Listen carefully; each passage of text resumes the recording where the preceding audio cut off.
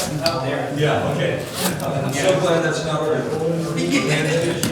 Did you see?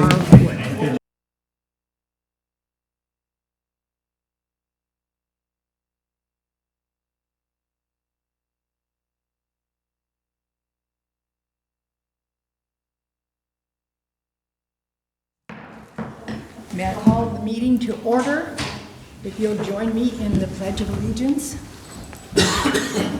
I pledge allegiance to the flag of the United States of America and to the republic for which it stands, one nation, under God, indivisible, with liberty and justice for all.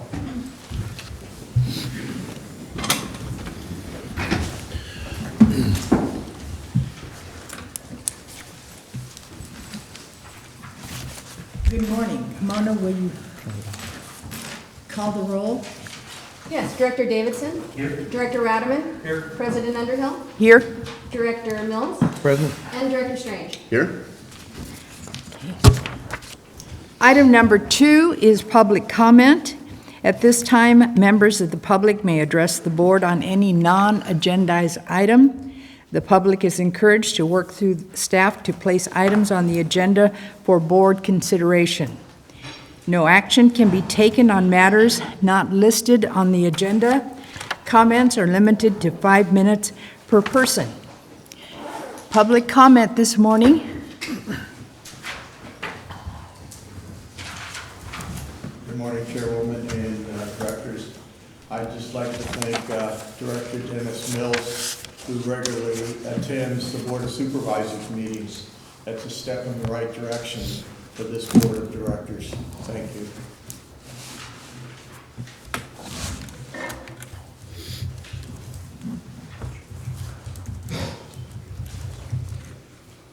Good morning, Joe Kelly. 3 issues. And I'll be bringing this one up later on, but it's a coverage of something that needs to be understood by all elected officials, all government employees. It's called Government Code Section 54950, the Brown Act. The other day at the Board of Supervisors, I brought it up as that it gives authority and responsibility to government agencies to have to comply. And under planning, I had a pushback on it. And I almost had to laugh. I sat down. County Council brought it up and said, yes, you do. So we have a planning director that is not fully knowledgeable of all the laws that control the state of California, the county of Calaveras, and all the sub-agencies within. That's one issue. The other issue is Water Code Section 31110-31113. In particular, the 31110, where it states at the bottom of it, and storm water. What is your responsibility and authority for stormwater in Calaveras County? I ask that because you are, I believe, the only other agency, and I haven't looked beyond the county and CCWD, that have stormwater under a government code section for responsibility. But now I need to know what your responsibility and authority is, because Calaveras County Board of Supervisors does nothing about stormwater and flooding. So I asked to find out, ask you folks, what those 2 possibilities are with you. What you can do for people that are being subjected to stormwater. There's plenty of law out there governing it. And I haven't, other than this particular water code, I haven't looked much farther than that. Other than, well, I take that back, I have, but I haven't found anything that directly links CCWD, so I would have to go probably farther into water implementation processes.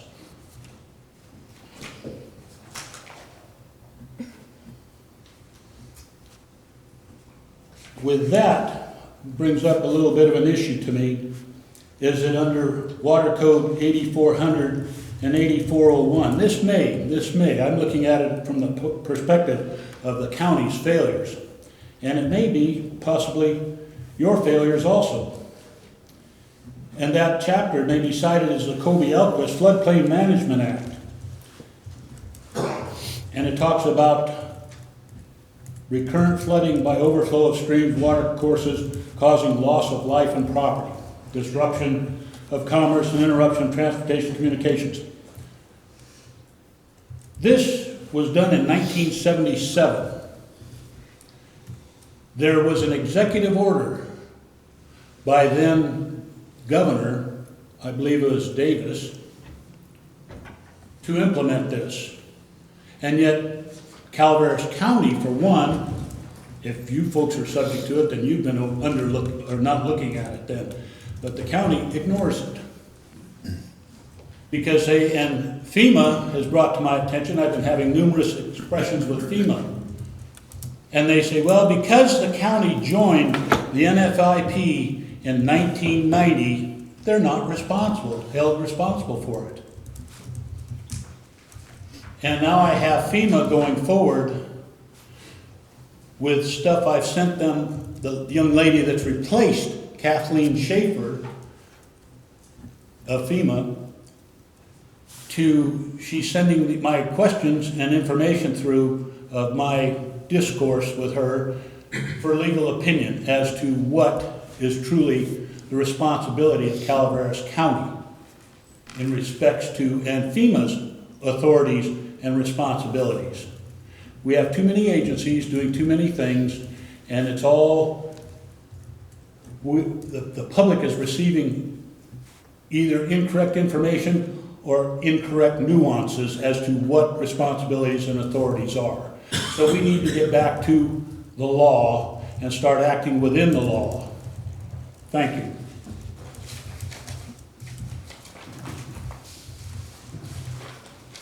Any further public comment? If not, we'll go to item number 3, the consent agenda. The following items are expected to be routine, non-controversial. Items will be acted upon by the board at one time without discussion. Any board member may request that any item be removed for later discussion. Item 3A, approval of minutes for the board meeting of December 17th, 2014, and January 14th, 2015. Item 3B, ratify claim summary number 515, secretarial fund in the amount of $1,436,502.75 for January 2015. Do I have any items to be pulled? I'd like to pull 3A and 3B. Pull Pull 3A and 3B. Pull 3A and 3B. Okay. Item 3A, approval of minutes for the board meeting of December 17th and January 14th. The only comment that I have, Madam Chairman, is that the policy 5060.11 says the copies of the minutes shall be available at the next meeting. And we need to get on track with providing the minutes in a timely manner for the next meetings and not having them subsequently. This is like 30 days, 60 days, 90 days out that we're now seeing minutes to meetings. So I just ask that we get ourselves into alignment with the policy. Anything further? Move for acceptance of 3A. Do you have a comment by our general manager? I'm sorry, if you want to go ahead and take the motion in second, I'll. Second that motion. Okay. All those in favor? Aye? He wanted to speak after me. Yeah. I just wanted to note, I want to, this falls on our board clerk's lap to do the work of providing the minutes, and along with the many other responsibilities that she has on the job. So if that is something that, if we, and I agree, if there's a policy in place, we either follow that policy or we change the policy. But if you want to see the minutes on that basis, that means that she's probably going to have to give up some other things that she has on her plate right now. And I don't know what those would be, but I recognize there is quite a bit of time in compiling the minutes of the meetings. But I understand if the board wants that to be a priority, we can certainly do that. I agree with what you're saying. The point is that if the policy is there, we need to comply with it. If not, then the board needs to step up and change the policy to give some lenience in that area is all. Okay.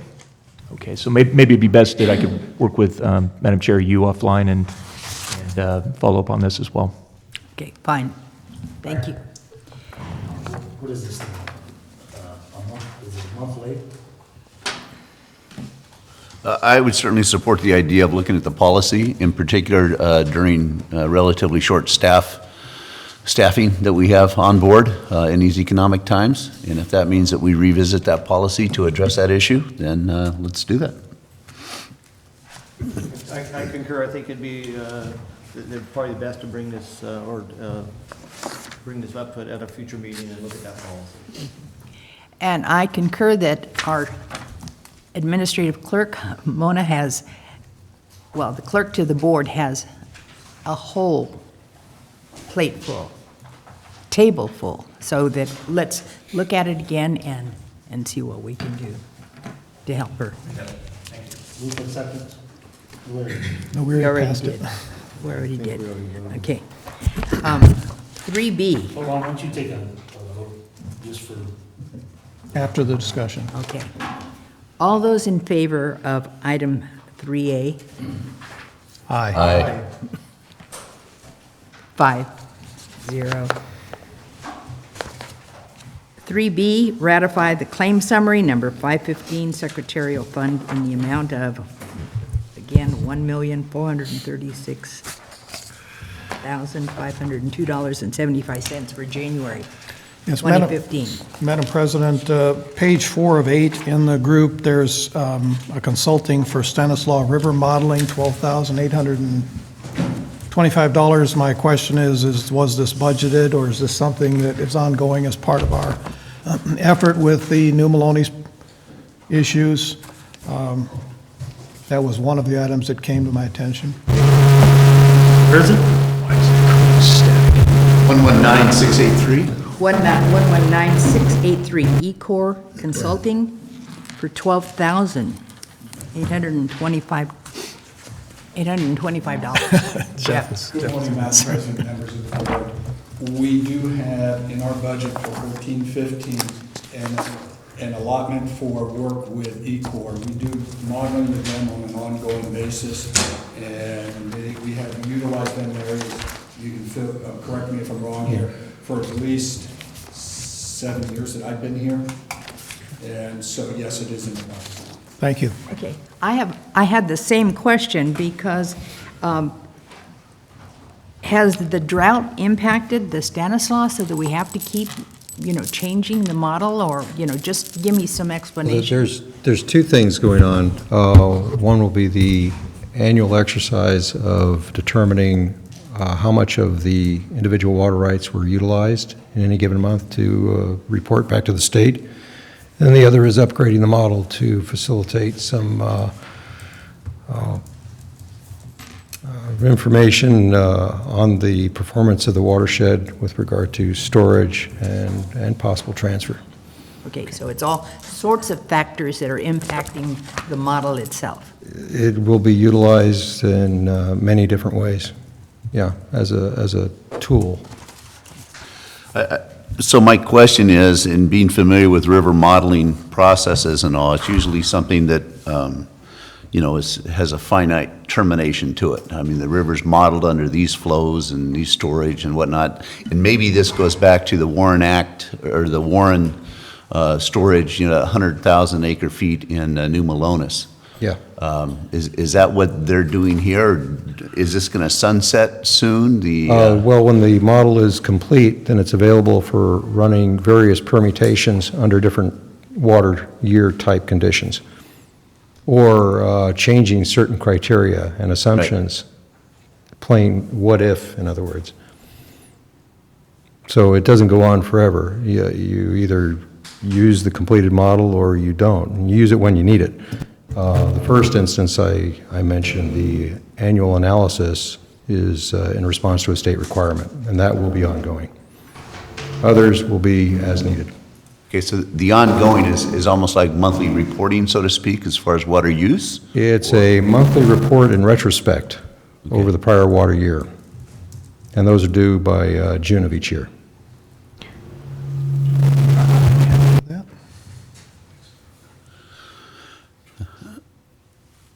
It's a lot of them, 13,000 a month. Yeah. I don't know if that continues every month, it's 13,000, or, but I've seen E-Corps work in the previous, billings and all, and so maybe getting some sort of a grasp at looking at what work performance and justify the cost and the need and all that, but I do have some discussions for the Warren Act later on today as we discuss, the new Malona storage stuff too, so. Okay. For me, it's just understanding the complexity and the performance, what it is that they're looking at, and again, was this an anomaly as far as this last month, or can we count on this every month, a similar bill? As Larry mentioned, they do a combination of work for us, the ongoing reporting and this particular modeling. What I can provide to you in the future, as I go back and look at our annual costs and our agreements with E-Corps, is what we have spent in years past on the annual effort. Mm-hmm. And that is one of those ongoing costs that will never go away. Right. The rest of it, the delta, will be work that's related to special projects. And we can identify that as well. And so they're working just for us, or are they also combining their efforts with Oakdale Irrigation, South San Joaquin, the other water purveyors on that system? There is some coordination going on with both Bureau and with Oakdale, South San Joaquin. They've been in contact with, they have their own respective modelers. And I know that particular modeler from E-Corps was highly spoken of with the water attorneys that we had here giving a presentation a few weeks ago. So you think a status on a yearly basis would be, or the figures given to us on a yearly basis would satisfy the questions we might have, or? What I was thinking of is that when we go through the budget hearings and we provide you information, when we break out those costs under professional services for the water resource budget, I can identify what the ongoing costs are projected to be and what money we have set aside for special projects. That's fine. Okay, Madam yes. Chair, as Director Strange said, I think this is, from what I've seen of the work of our consultant, Jeff Meyer, this really is specific to the project and maximizing the benefit of our water rights on the river system, in large part through that additional storage at Malones. And so, this is kind of that background work that we're trying to position ourselves to be able to answer the questions that we get from downstream communities and the feds as well, what the impacts would be of any program that we would like to launch into. All right. My other item was 119643, unlocking a vehicle. Don't we have backup keys? Usually in my fleet, I even had the backup keys for every vehicle that was in the fleet, that I could drive to that location, unlock it myself, or take it away from the individual if I was firing them. With a vacuum truck? Yeah, it's just kind of strange to see that we're not having backup keys. I hope we do. Yeah, I'll look into that. Umpqua Bank, this is EFT, our quarterly loan payment on the VACCON truck on page 7, the $17,628 payment there. Hopefully, when we come to the budget process, we will look at the yearly savings that VACCON truck is giving us in relation to what it's costing. And we do some kind of a summary. We can look at and provide you that deal at that, that detail at that time. That's all I have. That's a unique vehicle, too, that there aren't a lot of those available amongst the water purveyors in this county. Are we providing that for rent, lease, to any of the other districts that might need that, or agencies? I'm going to defer to Bill in just a second, but one of the things we have to look at is the diverse geographical nature of our business, our service areas, and the need to have the vac-ons in the different service areas, especially the wear and tear going up and down the hills. But as far as being able to, have we rented it out or out in the past, let me defer to Bill.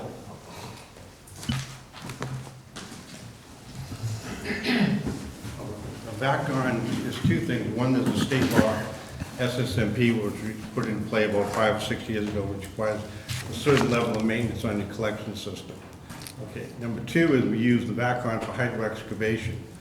We have a kit there, so in case, like the other day I was driving by, I saw PG&E using a backhoe digging up a gas line. Well, 4 people got killed in Oakland doing that, so we don't do that anymore. So we use it for hydro excavation. Other districts in the area, including the Angels Camp, they get in a jam, they do call us, there is board-approved rates as far as how much we charge per hour for the background. We also charge per hour for the amount of people, whatever we got on staff. Everything is done, time, materials, and stuff like that. I mean, we just recently had Mo Kill call me up again and ask for a quote for, to give you guys an idea how much it costs for a quote to go over and TV some sewer lines. Well, it's about $4,700 a day. Because you get the TV, which is worth about $170,000. You get the background, which is worth about $3 1/4, and you get 3 men, the flagging and operating all the equipment and stuff like that, which comes up to be $4,700 a day. That's what they get charged. Anybody that gets stuck in an emergency in this county, will help them if they do it, but they're also being warned that we're going to be billing them for every second that we do it. There's numerous locks in the back, and we have backup keys for every vehicle in the whole district. So, you know, we lock toolboxes, things like that. Sometimes in the county, unfortunately, in the last few years, people have decided to give a lot more vandalism, shall we say, than we have had in the past. So sometimes things are getting, people are trying to break into stuff, we don't know why. But we do have backup keys for every single vehicle in the district. Thank you. No problem. But back-on is a super, we couldn't run the district without it. We couldn't, we'd be dead meat. And just to note, Madam President, this is something we were going to talk about the operational issues with the recent storm that came through, but I know that, and maybe that's just address that right here, since we're talking about the backcom, but I know that was one of the key things that we were able to use to deal with the high flows into the wastewater system. During the storms, as everybody knows, we had our usual turbidity problems up at Evans Pass because of all the fires, so we get a lot of mud coming down. The turbidity spikes up there, we have to slow the operation down. This time we got caught by surprise. Jenny Lind actually pegged out our turbidity meters at over 100. So we had to slow the plant down, you know, pre-chlorinate, and then we also had to put in additional filters to keep the system going, make sure we had water. Sheep Ranch, as usual, it only can handle 8 NTUs, so we shut it down like we have to. And we have 7 days storage in the tank down there, and that's kind of what we did over there. On the wastewater side, we have overflow tanks that we've been installing over the past few years. Connors, Maine, which is one of the main pump stations in Copper Cove, we get about 4 feet of overflow in there. It's either the overflow goes in the tank or in the Lake Tulloch, and the state doesn't tend to like us to put secret sauce in Lake Tulloch, so we tend to try to keep it in overflow. We also had an overflow situation on 6 Mile Village, which is typical for us too. That's just those step systems up there where we, you know, they just leak. I don't know what the heck to do with them, but I don't know why they put them in either, but that's the way it works. But those two backgrounds are invaluable doing that. Those are $10,000 a day, $10 a gallon fines for those things. Both backgrounds will pump both, and we have one down in Copper working, that was where Connors, Maine is, and then 6 Mile Village is up in Vallecito, that's where the other one's working. But those things run, I mean, they keep us in the ballgame a lot of times. The overflow tanks are only set up so that they can contain enough sewage so that we can get the backgrounds over there to pump those guys out before we do it. And then the backgrounds obviously help to maintain all the pump stations. We pump the pump stations down on a minimum and annual basis. We also have something called hot spots, which are areas where there's trouble, and we blow the lines out on an annual basis or a semi-annual basis, depending on what the severity of the problem is. But you can't run, nobody, in fact, nobody can run a district without a background these days. It's impossible, but we're lucky we got 3 of them. We've had 2 of them. One of them's getting really old, and then we just bought a new one the other day that probably last year that we got a real good deal on because I spec'd out a Vector, and the background people got mad and underbid them by a mile. Bill, question for you. Should we be possibly looking in the future budget to get another one? We got 3 right now, and then we get that small Westmark, and the Westmark is a really low, pumping, we use that to pump the septic tanks. We have approximately 600 septic tanks that we get stuck pumping out every year too. Be nice to get rid of those, but we're never gonna. So we've actually, because the problem, I don't know, the way we've been doing it is once we paid off one, we would buy another one, because those guys only last about 10 years. They do an extraordinary amount of work. Like I said, once we discovered the fact that we could use a hydro excavation kit, that changed our whole digging area. Because I'll tell you right now, from a safety point of view, you couldn't do anything safer. I mean, I think, like I said, I was actually kind of surprised to see PG&E used a backhoe on a gas line the other day. It was like, I think I'll get out of here with that. But, you know, I mean, and I know Caltrans uses them too, you know, and then you get the issue where we can't use automatics, we only use standards up here because of the transmission can't handle it. Aren't we getting a little far from the claim summary? Yeah, Thank you. Okay. Anything else on the claim summary? I was questioning item 119650 on page number 7. That was a stream gauging program that cost us $26,710. And I looked at the front of the claim summary, and it says that it was a expenditure to be reimbursed from other agencies. Yeah, and CPA picks up that cost as part of the North Fork project. On a yearly, Annual monthly- basis. Pardon, annual? On an annual basis, and that's just one of a number of costs that are passed through to them. Okay, Madam Chairman, I move we approve pardon? I move we approve the budget. Okay, all those in favor? Excuse me. Oh, okay, excuse me. Public comment?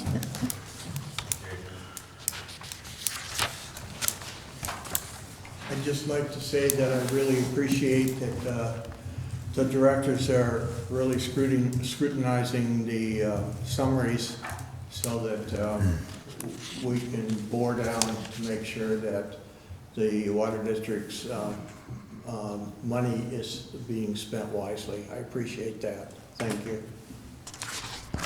Okay, we have a first and a second. All those in favor? Aye. 5-0.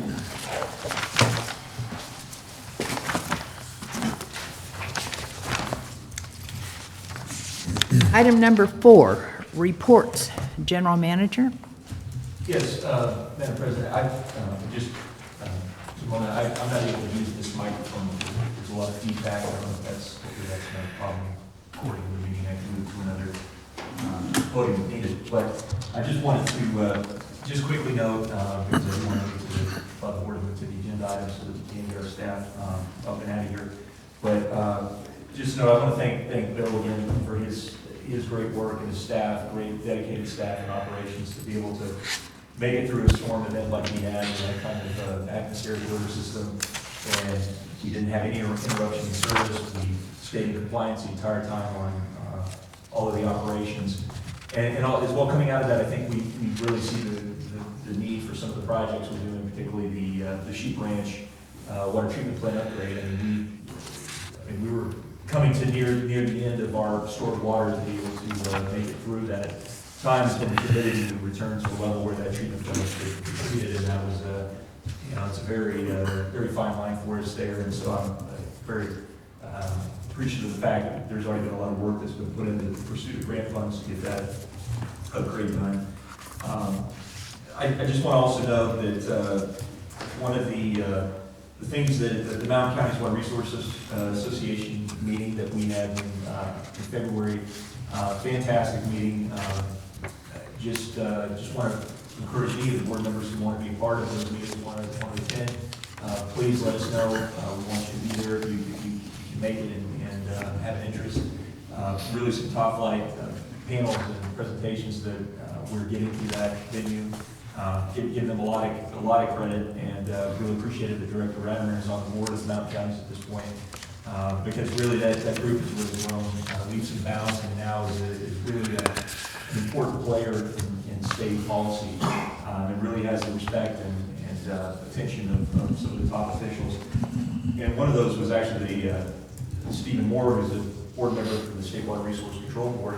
And I just wanted to note that one of the interesting things, he led his presentation, and it was actually a presentation on on Proposition 1, on the water bond, and the things that the state water board will be doing to administer those funds that they're responsible for. And he led by saying he wanted to thank the agencies that were there from the mountain counties for our efforts to conserve in the time of drought in response to the governor's call for conservation.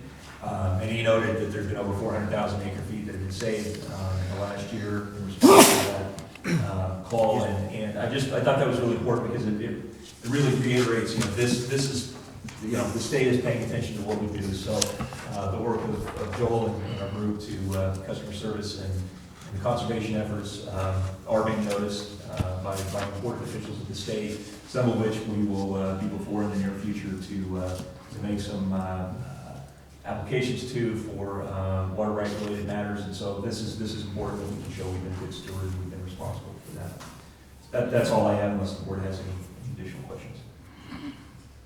Any questions? I would just like to make a comment. It had been years, 5 years at least, 5 or 6 years, since I attended a Mountain Counties meeting, and I was just so impressed because there were over 150 delegates from all over the, the mountain counties. Dave Brannon made the comment, that's the Sierra Conservancy fella? Oh, Jim Brannon. Jim Brannon, excuse me. He had made the comment about coming over to a Mountain Counties meeting at the Hotel Leger, and he said he remembered the helicopter on top of the, and what did we have? 35 people, and we thought that was great. 150 people all giving their input. And I was so impressed with the board just saying, or the people on the panel just saying, please, collaborate, get together, give us your projects. We're ready. We will be ready in a few months to take all the projects that you have that are, are needed in the counties. Dave, I want to thank you for the level of report that you put together here. This does show some forethought and some conciseness, and this is kind of what I've been looking for all along, so I appreciate your move. And it's a balance, Director Mills. I don't want to occupy particularly staff time too much, and so No. that's what I do. Yeah, I want to reiterate Bill Purley's work to keep, address that storm issue. That was without interruption, so that was pretty great. As far as the Mountain County thing, I didn't even know about the meeting. So maybe that's my responsibility, but I do see on the website or my email address that I get some meeting announcements. Obviously, I don't get all of them. So the Mountain County is one that I would like to, or maybe need to go, I guess, on my own into their website and see when the meetings are and all that, but We will certainly make sure that you're on the distribution. thank you. We'll Yeah. definitely help you with registration. Okay, thank you. Item 5, nothing to report. Item number 6, new business. 6A, notice of completion acceptance of the Fly-In Acres Water System Replacement Project, CCWD, CIP number 10086. Bill Purley. We're done. Okay, thank you. 6B. So, and whoever's up there, the 2 people up there haven't complained, so I guess everything's okay. So it's completed, came in $48 a linear foot, which is pretty low, because typically it's around 60, so the job finished on time, and Jeff will finish off the financing, so it looks like we're gonna be well underneath the original assessment. What?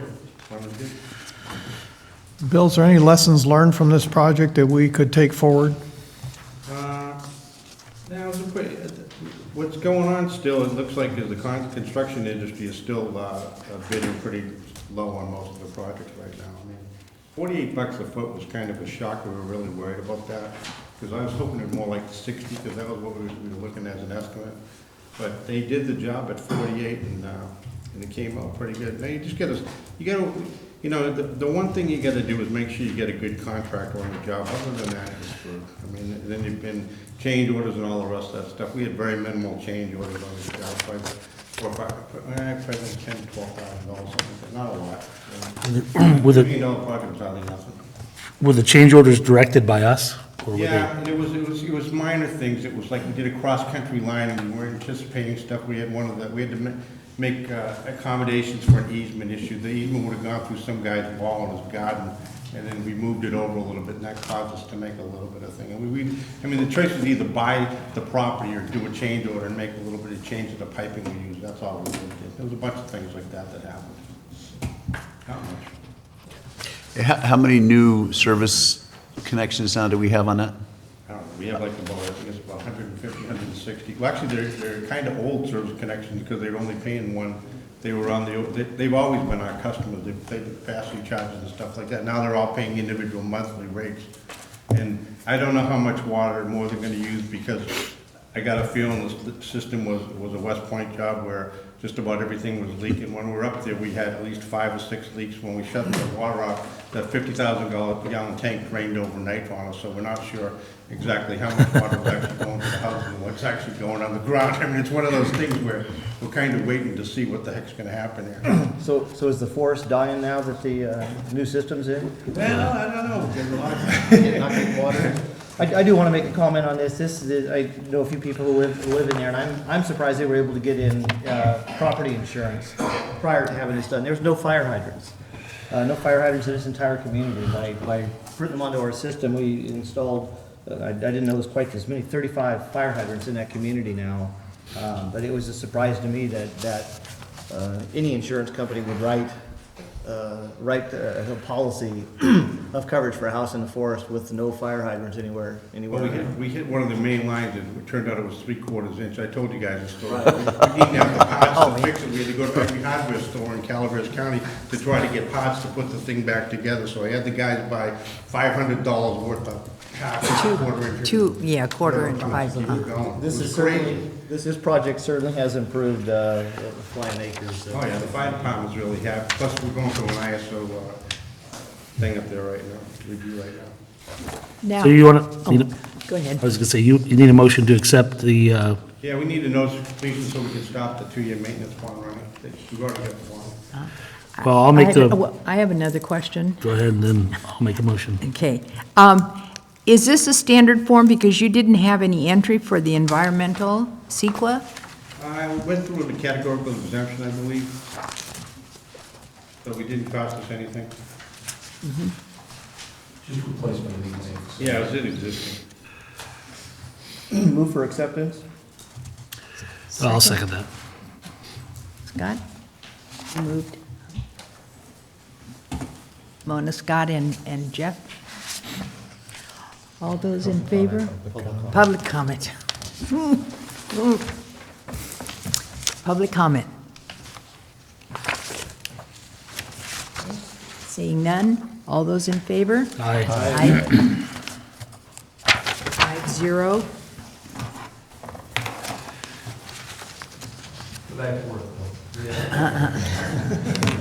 Thank you.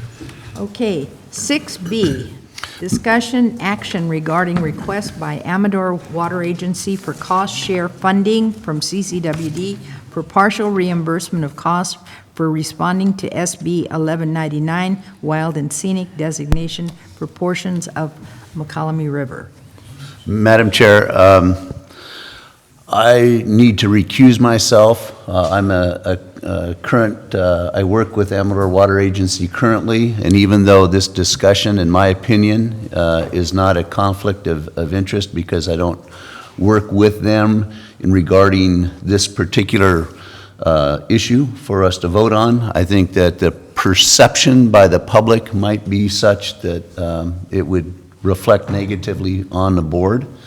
The general manager is here, though, from Amador Water Agency, and I know that we have a video of our December meeting where he discussed the whole issue in length, but I'm going to step in to recuse myself, and thank you. Thank you very much. I would just reiterate, I agree with Director Strange. I don't believe it's a technical conflict, but to avoid the appearance of impropriety, I think it's appropriate to put steps down. There's no technical conflict.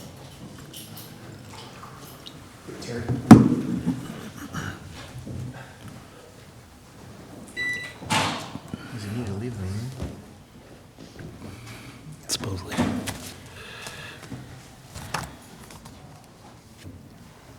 Okay. Yes, and again, we do have the General Manager of Amador Water Agency, Gene Masibo, here, and Gene would like to come up and say a few words, I know, as well.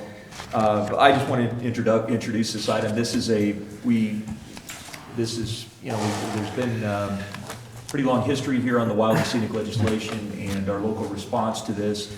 Last year in the legislature, the SB 1199 bill that was calling for designation of a portion of the McCallamy as wild and scenic.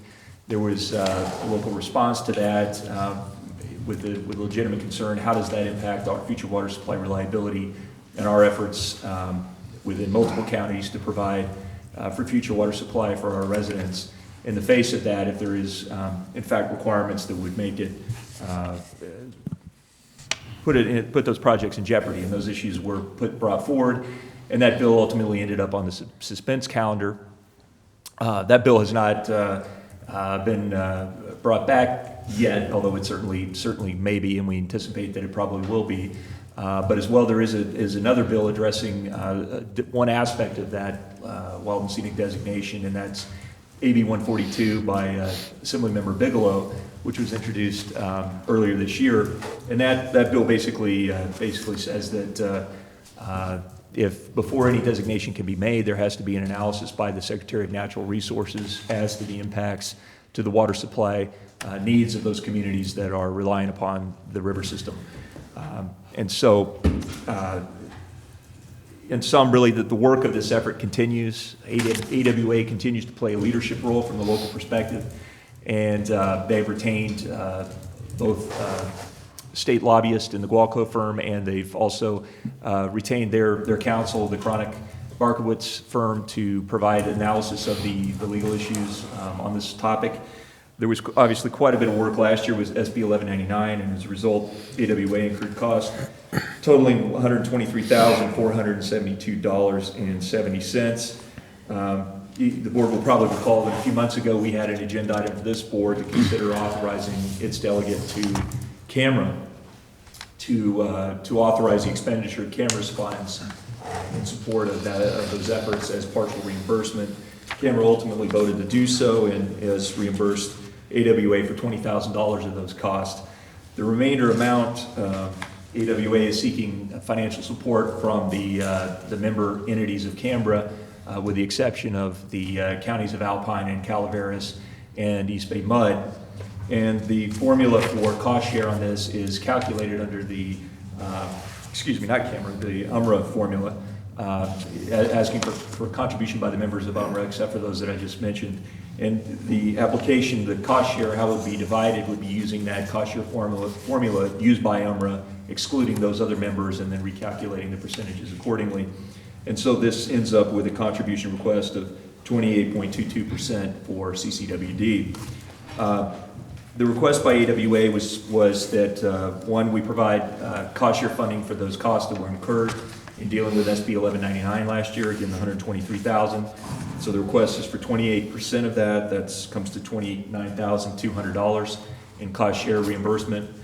There was also a request to provide money in a not to exceed amount of the same amount, again, another $29,200 for ongoing work on AB 142 and likely responding to SB 1199 in its next iteration, and the things that are happening right now in the legislative session, again, which AWA is providing leadership on with, again, those consultants. We are involved with that work. I'll actually be at a meeting with some of the strategy on that, as with our other local agencies like CCWD. And so we will, again, participate in the strategy and the work of that effort, with leadership from AWA and Gene in particular. What I presented to the board today is we bifurcated that request into one, what is before the board today is the request to provide reimbursement for those costs already expended by AWA, to go ahead and provide that relief, similar to CAMRA, similar to other local agencies who are doing the same thing, and according to the cost share formula as proposed by AWA. And then with the request for additional funding for the seed money for the work for this year, to hold off on that request today. This is the staff recommendation, that we hold off on that today and instead bring that back as part of our comprehensive budget development for 2015-16. And the thought there is just, you know, I think we should look at it holistically with everything that we have in the budget and make sure, you know, it's the right time, and we're basically a matter of weeks before we launch into the budget development process. So that's what's before the board today. The staff recommendation is to authorize the expenditure of $29,200 for the past amounts. I'm going to turn it over to Gene at this point. Gene, if you have anything else you'd like to add. And again, I just want to thank him for his long hours on this effort. I'm sure 2 years ago you probably had no idea this was going to be on your list of to-dos, and again, you've done an incredible amount of work, and I'm sure begrudgingly become somewhat of an expert on the subject of level seating. So thank you.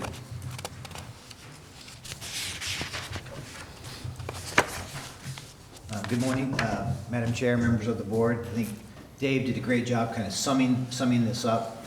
I'll keep this very brief. You know, last year, SB 1199 was a gut and amend bill dealing with wild and scenic. There was very little time to react to that. We did assemble teams, ad hoc committees for the most part, from each of the agencies participating, including CCWD, to try to react to this issue. It was critical and important from our standpoint, the need to protect both the existing and future water supplies for our community. It's not that there was necessarily opposition to wild and scenic, it was the need to protect the water supply. That continues to be a very important component of what we do on a day-to-day basis.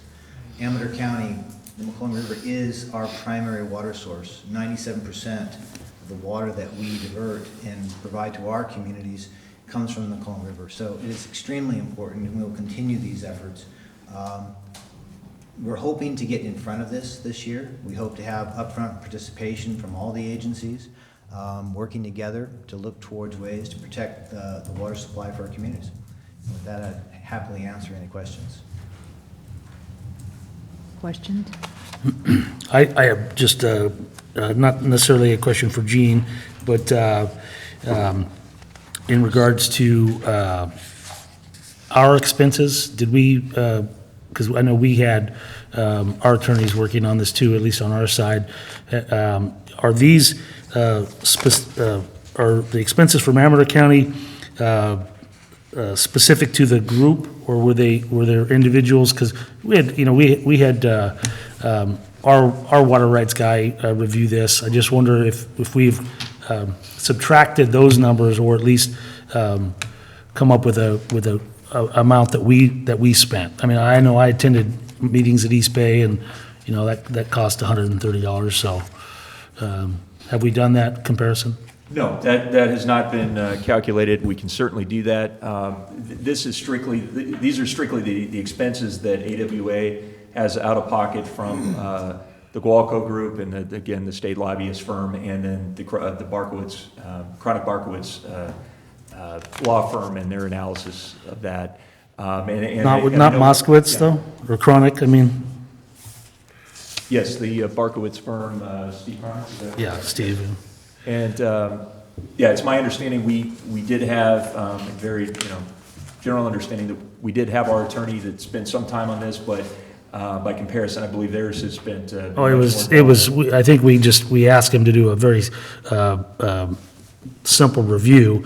I just want to bring up the point that I was on the ad hoc committee, and this thing did move so fast, and at that time Larry was doing at least two jobs, and we really didn't have the staffing to get ahead of this. And this is one of the reasons that we need to be talking about getting fully staffed, because we really had to rely on Amador County, and thankfully they're of like mind, and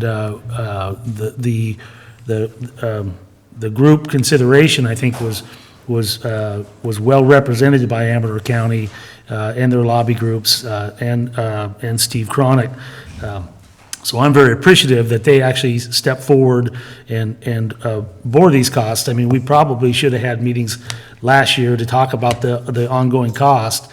I certainly would have appreciated that. However, the whole thing was such a high-speed exercise, and the train was coming down the tunnel, and we were caught in the middle of it, and thankfully we somehow got out. So while I support this, I just want to make sure that there's at least some consideration in the expenses that they did, and I don't think that they're dramatic, but we did incur expenses on our own, and I just would appreciate if you would kind of review that to make sure that this really is an equal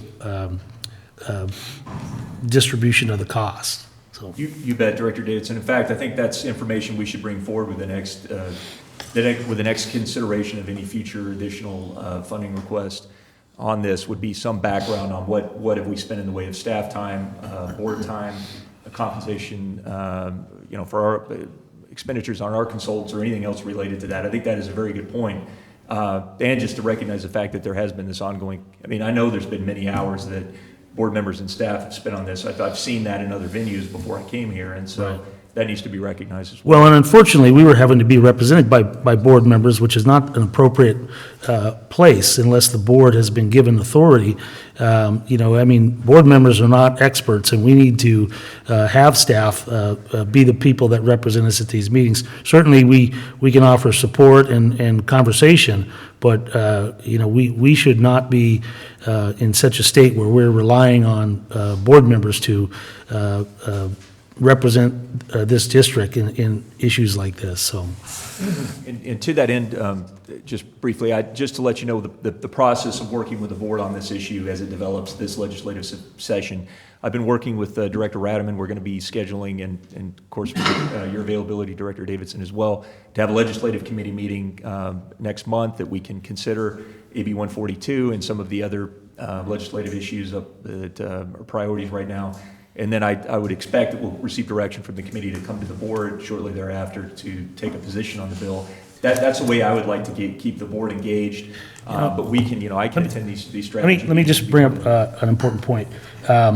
I would like the chairman to discuss with Director Strange his decision to be on the legislative committee this year. I would be happy to take that spot. I'm not on it now, but particularly with the upcoming agenda, which will be this McCollum thing, maybe he would not want to be on it, but if he does not, then I would like to take that spot if possible. Certainly will. Thank you for that clarification. My mind is in the last iteration of the committee. I'd like to comment on this item as well. And I also, along with Gene Masibo, have no opposition to Wild and Scenic, and I would like to see Wild and Scenic happen as long as the water rights and the water necessary to operate our communities is taken into account. It's almost irresponsible to move forward with a Wild and Scenic designation without taking into account the water needs of now and into the future. And like it's been said, that 1199 was moving rather swiftly. We were understaffed last year, and thank goodness AWA did pick up the ball. We were relying on them, and each time we voted last year on this matter to oppose initially and then to oppose unless amended, was all relying on the information and documentation that had been received through AWA's efforts. And this is an important. I certainly stand behind the backing this motion, and would like to and I'm not quite sure if we're going to take into consideration additional costs that we bore here at the district. Does that mean that we're not going to make a move on this today? I think there's a way to do that if we get to that point. Yeah, we can create a formula. Okay. Well, I am in support of this and moving forward. I think it's a great idea to wait until our budget's put together and see what we're looking forward to this year. Okay, and one last point on the process and going forward, and hopefully the idea that we can come to some reasonable solution, recognizing that our interests are real and it is pretty fundamental, and it's not anything that's beyond the realm of what anybody would expect, and that we would want to look out for our long-term water supply reliability. We have gotten word from the Sierra Nevada Conservancy that they will be providing a facilitator that they have under contract with the Center for Collaborative Policy At their own expense, they're going to provide that facilitator to us to do a series of meetings with all of the interested stakeholders to try to at least gain some better understanding and appreciation for each other's perspectives. And,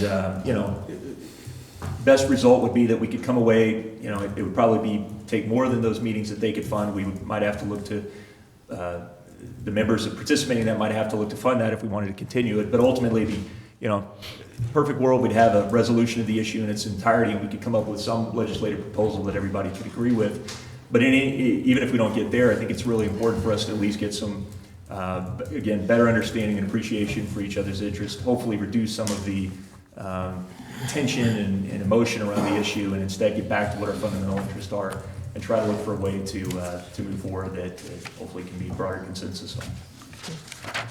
Director Mills. I'm looking at the expenditure, and again, I appreciate AWA's effort considering the speed at which this was moving. I would like to be sure that our JPA has some agreement in place that we can ensure that other agencies don't incur debt in our behalf in the future, that we do bring this to a board level, or we at least create an emergency meeting to have some discussion action from the board prior to expenditures. I ran on the whole concept that Wild and Scenic wasn't exactly going to be in our best interest if we weren't going to take care of our rights, our water rights as a district, and that should be our priority for our future and our economy in this area.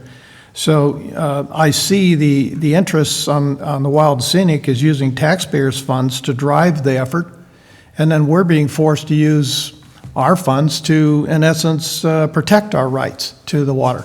So it's almost as though we've got everybody pulling from the taxpayers' pockets to fight this issue. I'd like to throw a gauntlet down and say anybody that wants Wild and Scenic and its full intent, maybe what you want to do is everybody stay off the river completely. And maybe that would be the answer. And if the other side's willing to do that and make it totally scenic, hey, good for you. But I don't see that as happening. And right now, with the forced releases out of the PG&E project going down that river, and AWA can assure me as well, those releases are greater than your water use for an entire year.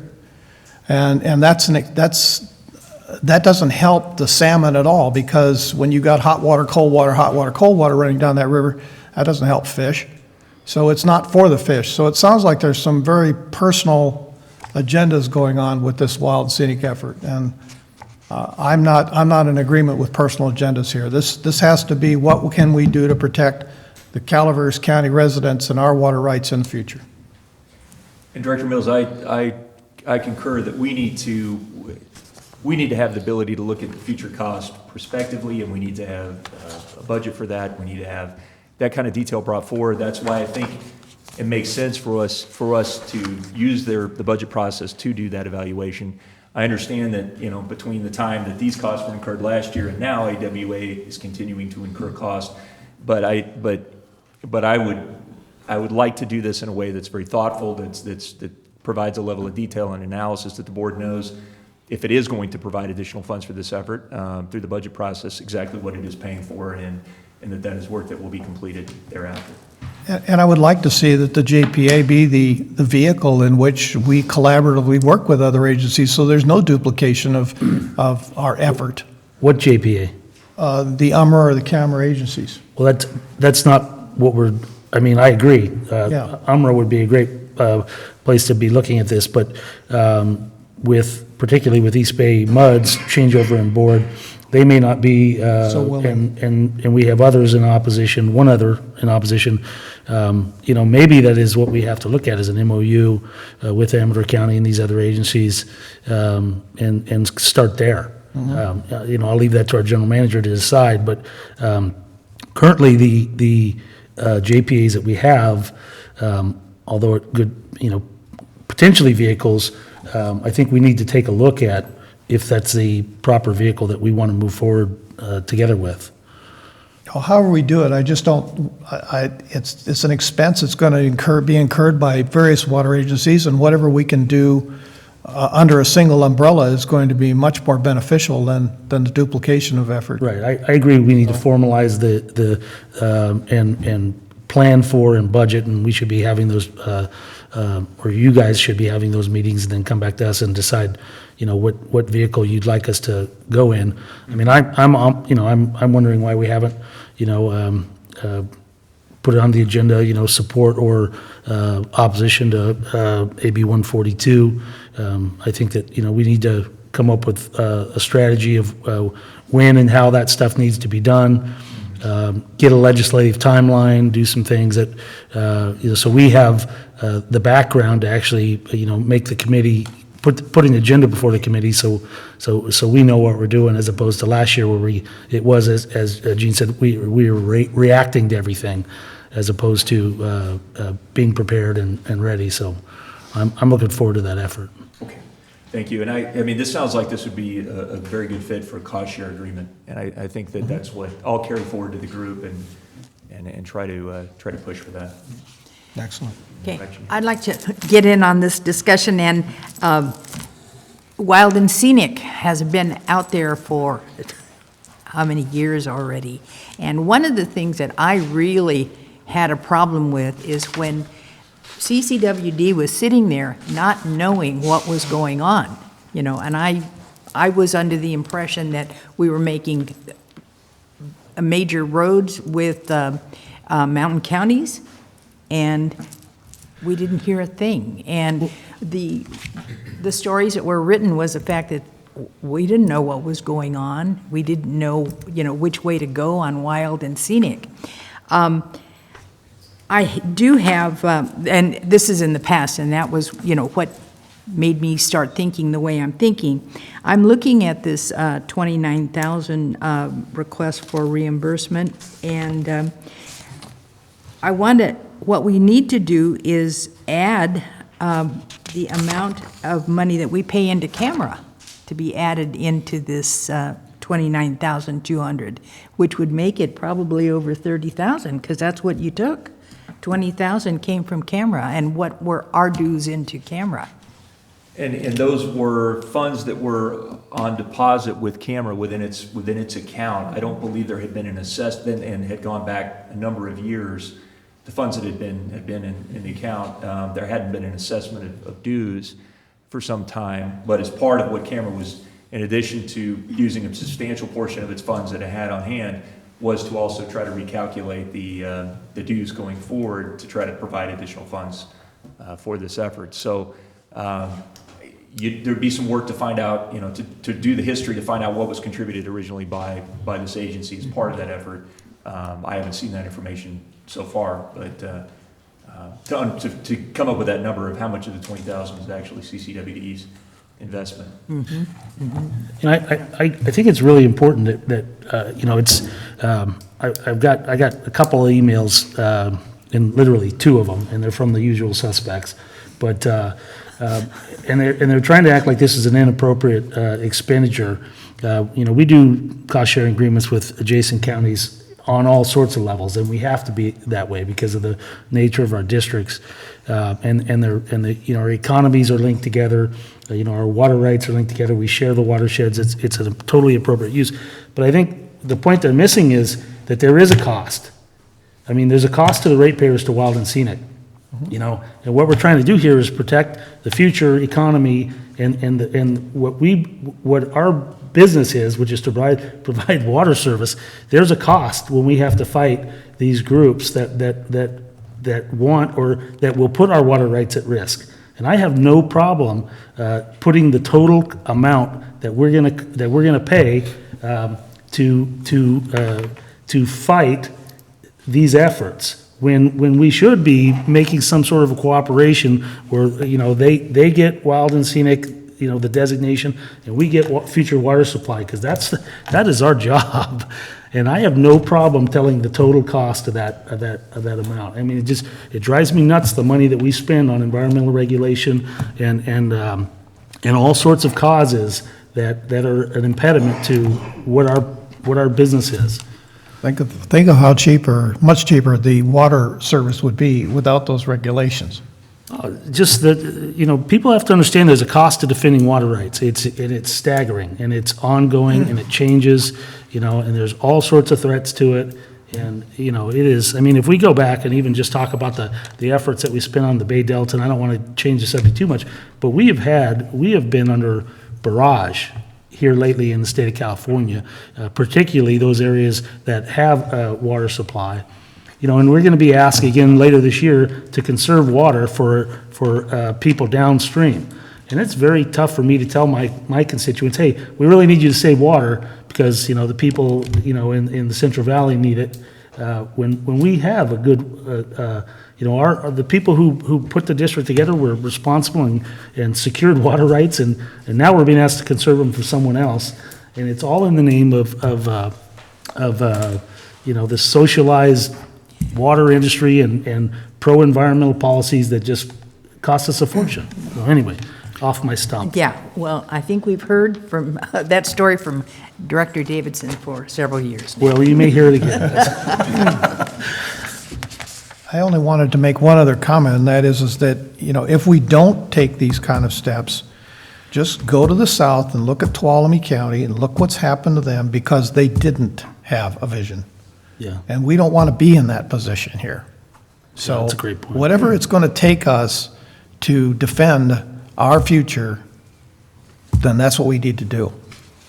I think we all have been approached by ratepayers saying that this may not be the appropriate way of spending our money on paying AWA's bill. It's so much to the opposite viewpoint that if it had not been for their efforts and which did cost money, this money is being spent to benefit the ratepayers, and it's not going to benefit anyone else but our ratepayers into the future. It's going to be providing a more security of water rights and water availability for these ratepayers and their families. Can I make a recommendation on a motion? Because I do think it's important that we at least take a snapshot of our costs and see. I mean, I don't think that they were more than $10,000, probably less, but probably half that. I don't really know. But I'd like to make a motion to authorize up to $29,200, but to have our general manager review our expenses and to see which ones that were appropriate in comparison with the ones that they've put forward, similar charges. I don't see any director cost or anything like that. I think that we all bore that equally, I believe, because they had directors. They actually had more directors at the meetings than I believe we did. But if we could authorize them up to that level, and then to have them do a review of our what we spent on our water rights attorneys during that time frame, would that be acceptable?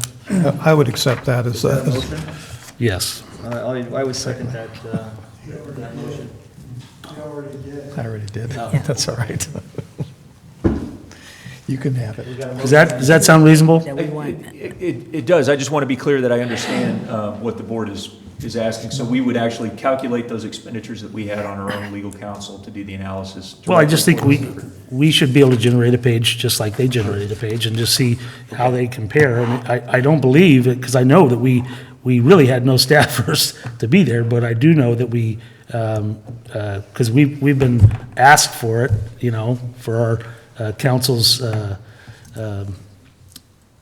statement, and I remember it was very, very brief and general, but it happened. So if depending on how much we paid for it, I just want to leave that up to you. Better not have been charged very much for that opinion. No. And just to be clear, and you want that amount subtracted from the 29,200, and that be the contribution?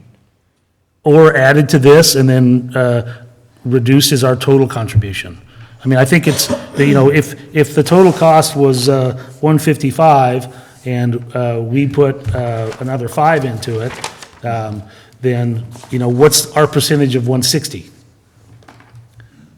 Does that make sense? The only challenge there would be to have to recalculate the contribution. But there's a total. And some have already taken action with this formula. I would say, Director Davis, I totally understand where you're coming from. I would suggest using that information in any perspective.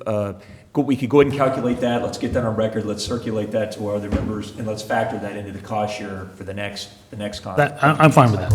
I'm fine with that. Otherwise, it gets kind of difficult to know how to allocate that. Okay, I'm fine with that. Then I'll amend my motion just to authorize you to compensate for the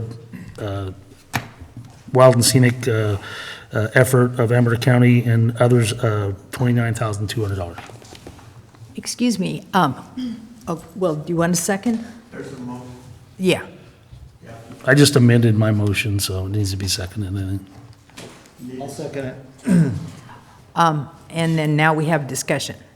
Public. Now you Public. have to have a motion, this second. Well, yeah, now you can Public have public comment and more discussion. You can do whatever you want. public comment? Who seconded the motion? Scott? Oh, I didn't hear him say Yeah. no. Second. Well, that's good. Thank you. My question is I don't understand how you're being charged $29,200. Somehow I missed how each area is being charged, the percentage. How did they arrive at that percentage?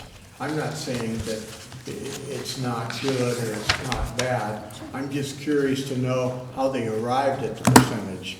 There's a cost distribution already set up through UMRA, and UMRA involves, of any costs of UMRA that are gonna be bore by the group, there's a distribution already in place, and that was the proposal that's being brought to us today, to use that existing formula, and then, except for take out the members of UMRA, East Bay Mud, Alpine County, and Calaveras County, that aren't involved with the wild and scenic opposition unless amended process. So there's already a cost sharing, and that cost sharing is spelled out in our, is spelled out that Amador County is at 27.06%, Amador Water Agency is 27.06%, Calaveras County is at 28.22%, CPUD is at 12.95, and Jackson Valley Irrigation District at 4.71 is the percentages that will be used for that entire, I think it was 123. That's the point I'm at, is how did they arrive at that